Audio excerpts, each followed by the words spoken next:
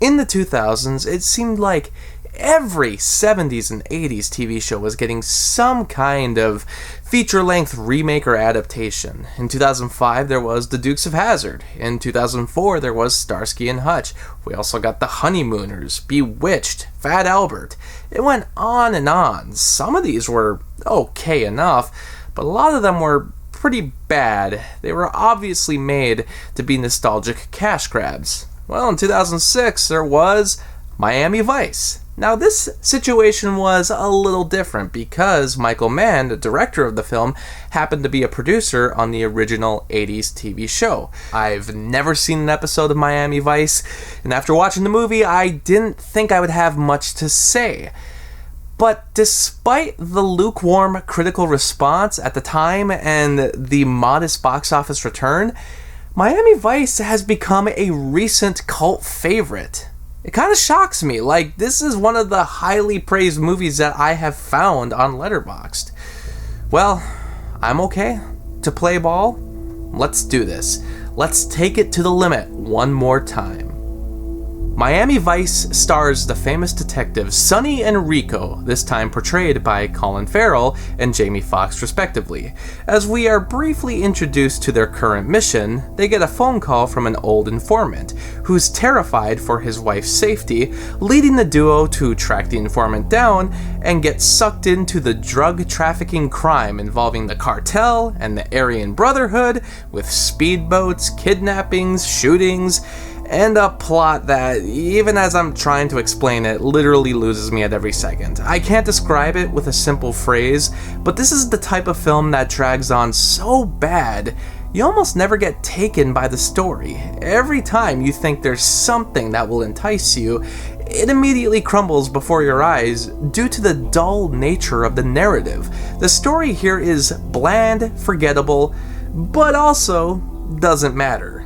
The vast majority of people acknowledge that the plot is pointless, as it's only being used as a stepping off point for Michael Mann to create digital filmmaking tricks, making for a presentation that's purely visual. Not since the silent era has the screenplay been so secondary to what's being experienced through the eyes. After all, cinema is a visual art form. Even if the story is trash, there can be other positive facets.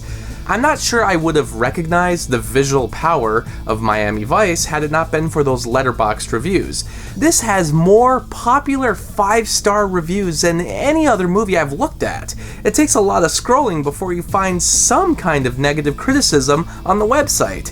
And guess what?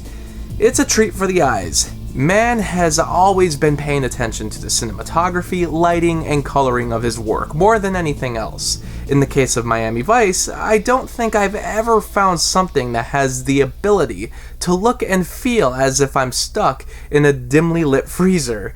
Some have called it a blue flame look, but I think of one of those restaurant freezers, which gives a whole different perspective for Miami, which is often portrayed as bright, yellow and orange, or humid. Here, there's darkly lit scenery, blue hues that strike across the frame, and grayish, stormy tones that create a gloomy atmosphere not often associated with the southern area. For being a television adaptation and a 2000s action movie, it doesn't look like anything else that was coming out at the time. It's been heavily influential for newer filmmakers, and you can go read some of the more in-depth remarks about the film's mise-en-scène, because Letterboxd isn't wrong about the appeal. The camera angles and the color choices are always interesting. Like, take for instance the moment where Sonny and Isabella are kissing, and while in close-up, they're blurred out while the background is in focus, a complete reversal from what's typically done. During the gunfight, blood splatters onto the camera lens, and while this probably wasn't planned, usually they'd cut the footage of something else and have the camera replaced. But in Miami Vice, they used the blood-stained camera lens for a longer take. There's an intense close-up of Rico's face during the rescue mission, which seems to be doing some kind of vertigo effect at times.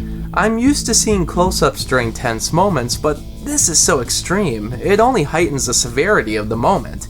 It also happens to be one of the better scenes in the movie. There's a lot of visual splendor, and movies can get away with relying only on that, sometimes. In stuff like Mad Max Fury Road or Interstellar, the visuals overtake the overly simple or overly complicated stories, so I can see why people praise Miami Vice for what it's doing.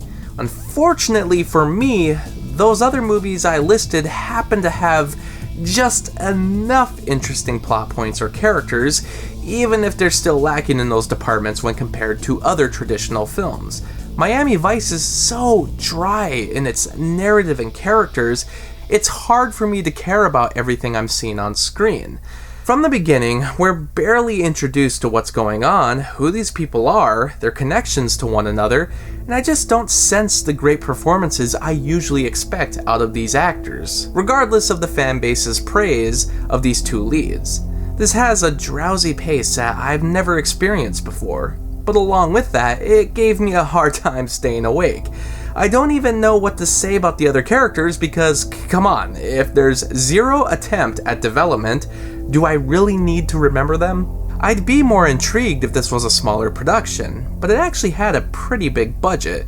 It'd be cool if this was an indie filmmaker's debut feature, a crime movie that takes a completely different approach from other typical debuts, and while not a masterpiece, shows promise of a future directing career. However, this is a big Hollywood movie from a director who's been around forever. Granted, that's kind of why people dig this anyway, because it's one of the priciest art films ever made from a creator who's breaking away from his usual approach.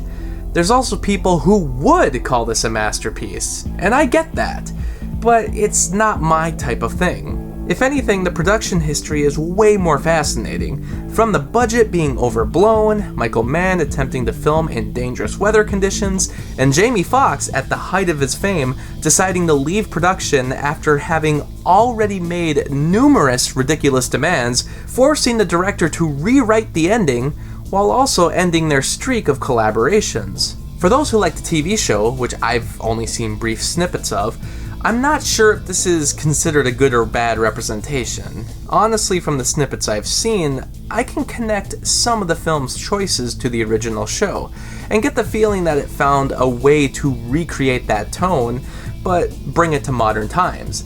Does anyone really care though? Are there 80s Miami Vice fans who are begging for the movie to do the show justice? I watched the theatrical cut, but I think there's only a few music and scene differences between this and the director's unrated cut, the latter of which has always been more widely available on Blu-ray. In fact, I don't think the theatrical cut was available in the US on Blu-ray until this year, thanks to Mill Creek. Since when did Mill Creek become so good in the physical media market?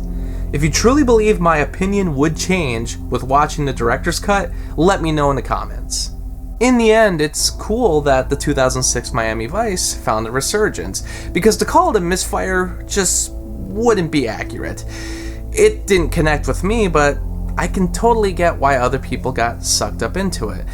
I think I was going into it expecting something different, and if you haven't seen it, and you don't know anything about the original show or what the movie's style is, don't go in expecting some giant action-packed buddy cop movie, because that's not what it is. If you need that, go watch Bad Boys or 21 Jump Street. Maybe in the future I'll be able to join the Miami Vice cult, but for now, I think I'm good with my one and done time. Special thanks to Spencer for this Patreon request. Thanks for watching the video, and special shout out to Lauren, Anthony, Anna, Kirsten, Spencer, Lucas, Ryan, and Robert for supporting me on Patreon. By joining my Patreon, you can get exclusive blogs and videos, and for just $7, you can get your own monthly movie review. I hope you stick around, cinephile, and have a happy, productive